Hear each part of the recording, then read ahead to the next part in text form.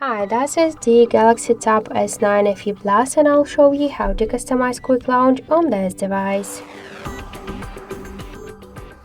So now by double press the power key button, we could see that the camera app successfully enabled.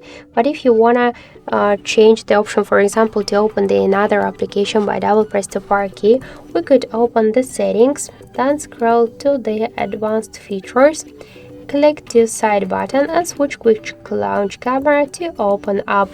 After that, we could see here all of the available options and applications which we could use by double press the power key button. For example, let's use the Google app. Just let's twice press to the power key button and we could see that the Google application successfully enabled. If you wanna just turn it off, you should click to the switcher and that's it. So thank you for watching, and if you like this video, leave thumbs up and subscribe our channel.